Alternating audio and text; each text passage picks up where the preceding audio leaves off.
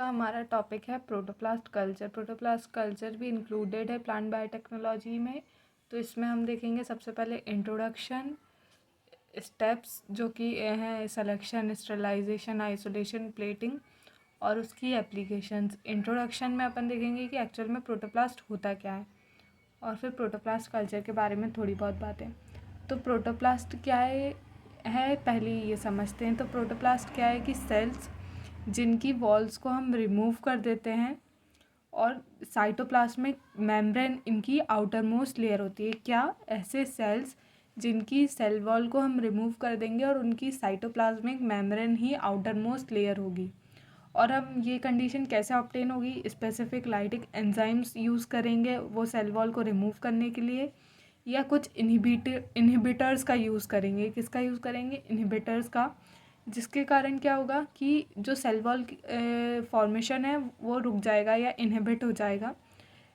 किसकी प्रेजेंस में होगा ये सब? इनहिबिटर्स का यूज़, मतलब कि ऑस्मोटिक स्टेबलाइज़र की प्रेजेंस में। किसकी प्रेजेंस में? ऑस्मोटिक स्टेबलाइज़र की।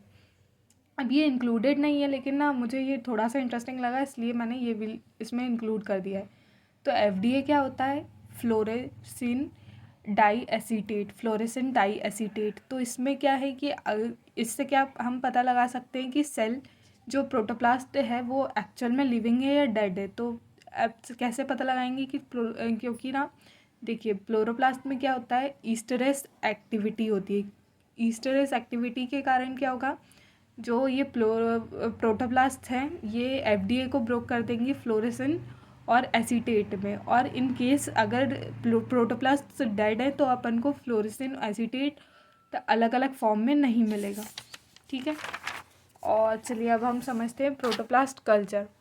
तो प्रोटोप्लास्ट कल्चर का ये डायग्राम है, डायग्राम के थ्रू बहुत इजीली समझ आएगा तो मैं डायग्राम के थ्रू समझाऊंगी, फिर स्टेप्स के आप स्क्रीनशॉट ले सकते हैं।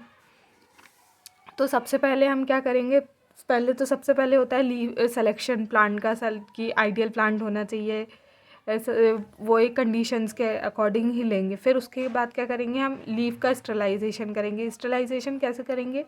सबसे पहले उसे पानी से धो लेंगे। पानी से धोना तो सबसे वो इम्पॉर्टेंट चीज़ होती है। पानी से धो लेंगे और फिर उसे डिप करेंगे अल्कोहल में। फिर अल्कोहल से के बाद उसे वॉश करेंगे सोडियम हाइपोक्लोराइड से, और फिर उसे वॉश करेंगे डिस्टिल्ड वाटर से। तो क्या करेंगे, सबसे पहले तो हम लीव को वॉश करेंगे, फिर अल्कोहल में डिप करेंगे, फिर अल्कोहल में डिप करने के बाद सोडियम क्लोराइड में वॉश करेंगे, फिर उसके बाद स्टेराइल डिस्टिल्ड वाटर से भी वॉश करेंगे। उसके बाद क्या करेंगे, हम एपिडर्मिस को पील कर लेंगे। एपिडर्मिस पील हुआ, ये एपिडर्मिस इंडिकेट करा है मैंने, पील। और फिर इसके बाद क्या है, ये पीलिंग हुई एपिडर्मिस की, पील लीफ सेगमेंट हो गया। इसमें से प्लाज्मोलाइज्ड सेल्स निकालेंगे हम, सेल्स को एंजाइम मिक्सचर में डालेंगे और फिर जो रिलीज्ड प्रोटोप्लास्ट हैं उनको हम वॉश करेंगे। और फिर जो वॉश करने के बाद जो आइसोलेटेड प्रोटोप्लास्ट हैं उनकी प्लेटिंग करेंगे। प्लेटिंग करने के बाद उसमें क्या होगा, सेल वॉल रीजनरेशन होगा। सेल वॉल रीजनरेशन के बाद बहुत सारे सेल्स का ग्रुप बन जाएगा। ग्रुप के कारण कैलस बनेगा। कैलस को हम टेस्ट ट्यूब में शिफ्ट कर देंगे जिसके में प्लांटलेट टाइप का बनेगा। देन उसके बाद हम उसे इन्वायरमेंट में रख देंगे जिससे यंग सेल की ग्रोथ हो जाएगी। इतना पार्ट आइसोलेशन का है, इतना पार्ट कल्चरिंग का है। तो और प्रोटोप्लास्ट आइसोलेशन की ना मेनली दो मेथड्स होती हैं, मैकेनिकल मेथड और एंजाइमेटिक मेथड। मैकेनिकल मेथड में क्या करेंगे हम, ये जो कि इसमें हुआ था, ठीक है ना, कि ना प्लाज्मोलाइसिस होगा, टिश्यू के अंदर ही प्लाज्मोलाइज्ड सेल्स ऑब्टेन होंगे। एपिडर्मिस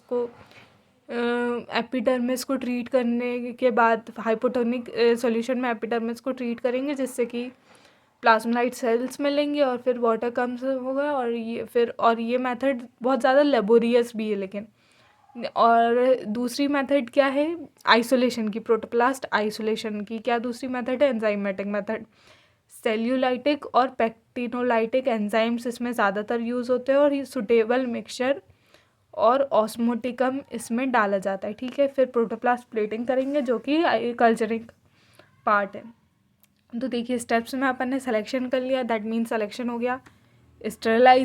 स्टेरिलाइजेशन हुआ, फिर epidermis peeling off epidermis, then isolation की पूरी प्रोसेस हो गई। Plasmid cells and enzyme release protoplast, washing off protoplast, isolated protoplast etcetera. फिर प्लेटिंग हुई, प्लेटिंग इधर भी है, ठीक है, ये प्लेटिंग हो गई। प्लेटिंग के बाद सेल वॉल रीजनरेशन हुआ, क्लम्प ऑफ सेल्स बने, कैलस बना, प्लांटलेट बना, प्लांटलेट से हमने उसे एनवायरनमेंट में शिफ्ट कर दिया और यंग सेल बन गया। ये क्या, मैंने इसलिए कंफर्म कर दिया कि सारी पॉइंट्स वही हैं, मैंने बस उसे डायग्राम के थ्रू एक्सप्लेन कर दिया है। अब हम इसकी एप्लीकेशंस देखते हैं। तो एप्लीकेशंस की बात करें तो देखिए सोमेटिक सेल जो फ्यूजन है, सोमेटिक सेल्स क्या होते हैं, सबसे पहले बॉडी सेल्स होते हैं जो कि अपनी बॉडी में प्रेजेंट रहते हैं अदर देन रिप्रोडक्टिव सेल्स, ठीक है। और सोमेटिक सेल फ्यूजन ऑन केवल प्रोटोप्लास्ट कर सकते हैं, और ये मेम्ब्रेन और अल्ट्रा स्ट्रक्चरल स्टडीज़ के लिए यूज़फुल होते हैं, क्या, प्रोटोप्लास्ट कल्चर, ठीक है ना।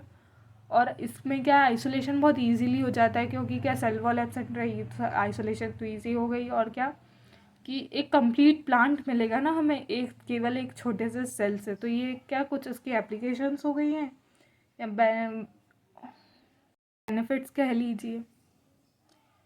तो ये इसका डायग्राम है, डायग्राम इज मस्ट, आप डायग्राम बनाएंगे तो ऑब्वियस से ज़्यादा मार्क्स मिलते हैं इसके। तो आपको लेक्चर अच्छा लगा तो प्लीज़ लाइक कीजिएगा, शेयर कीजिएगा, सब्सक्राइब करिएगा, और इन केस आपके पास इससे रिलेटेड कोई भी क्वेश्चन है तो कमेंट बॉक्स में ड्रॉप कीजिएगा, मैं अपना 100% दूंगी कि उसे सॉल्व कर सकूं। और कुछ लोगों ने मुझसे बोला था टेलीग्राम पे चैनल भी बनाने का, ये PDF के फॉर्म में, तो मैं जल्द ही वो भी स्टार्ट करूँगी। Thank you for watching.